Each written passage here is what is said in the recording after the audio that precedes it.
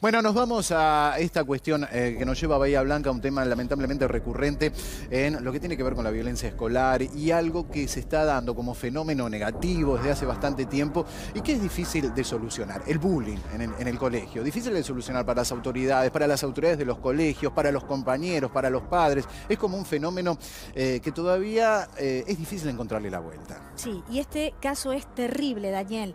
No solamente porque hablamos de una nena de 12 años, sino porque además los agresores eran 2 nenas y varios compañeritos varones.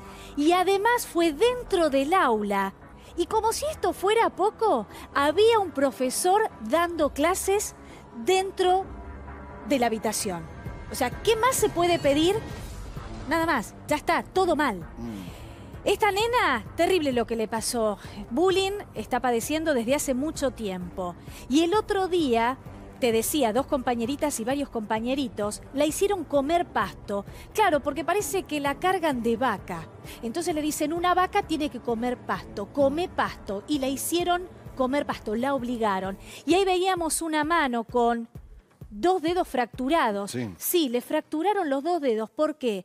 Porque una patada voladora iba a impactar en su cabeza y la nena se tapó, le fracturaron 2 dedos, pero se salvó de que el golpe no le repercutiera en la cabeza. Sí, tremendo. ¿Y cómo puede ser que haya un profesor, como decíamos al principio, y haya generado esta situación, los chicos que hacían bullying, sin nadie que los frenara, o un profesor que si estaba excedido por la situación, llamara a alguien para que lo ayudara a él a frenar toda esa locura? Bueno, eso es justamente lo que dice su mamá, lo que denuncia su mamá, que aparentemente la nena pidió ayuda, imagínate. Estaba siendo agredida por lo menos 5 chicos, nenas y nenes de 12 años, que la nena pedía ayuda dentro del aula, con el profesor presente, y según cuenta la nena, el profesor no le daba bolilla. Claro.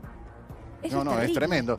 Realmente es tremendo porque también parte como una falencia de las autoridades, ya sea aquellos que están frente a un aula, profesores, maestros, maestras, como también autoridades de colegio que no saben muy bien cómo desactivar esto, porque esto no es algo aislado. Evidentemente, para llegar a esta instancia tan extrema de una fractura y de una situación tan humillante como la que relataba Romina, evidentemente esto viene de hace mucho tiempo, con muchos indicios en el aula, en los recreos, en las entradas, en las salidas, en las redes sociales. Entonces es una situación que debe ser desactivada cuando comienza, cuando está como algo incipiente. Después cuando llega a un extremo, cuando ya el damnificado está completamente choqueado porque es bullying permanente, porque lo atacan y lo someten todos los días y no sabe cómo reaccionar, y los otros están cebados porque no pasa nada y cada vez agredimos más y nos reímos más. Llega un momento que eso llega a un límite, a un extremo y no se puede frenar. Es difícil, voy a decir, bueno, ¿y cómo se frena? No sé, pero hay gente que está trabajando mucho en el tema, hay expertos en el mundo que están sobre este tema, que obviamente no es fácil de frenar, no es fácil de desarticular. Pero si estás al frente de un colegio o de un aula, te tenés que meter en el tema y cuando ves algo sospechoso, si no podés resolverlo, dar ayuda, pedir ayuda. Sí, ¿qué es lo sospechoso, Daniel? Porque esto evidentemente comenzó primero con insultos, con cargadas, y la violencia viene mucho después.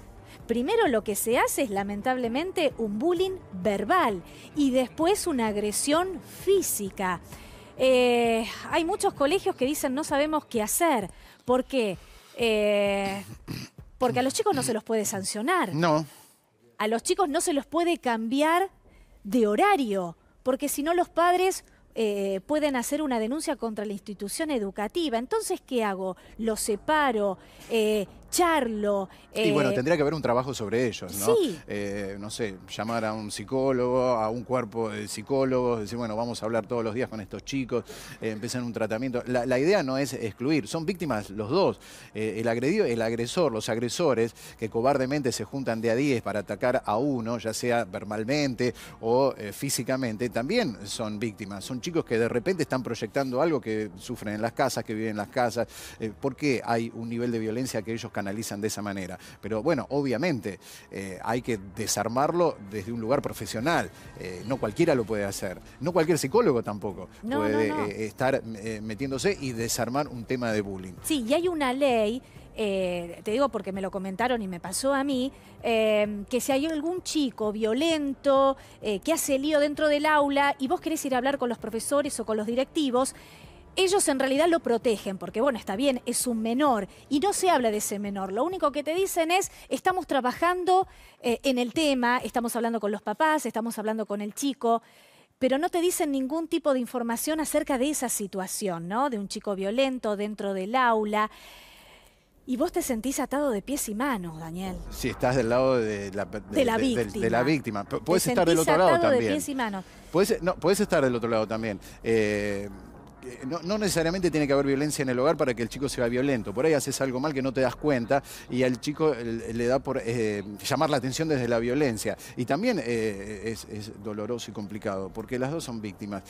Bueno, ahí está entonces un tema a resolver y que está pendiente en el sistema educativo.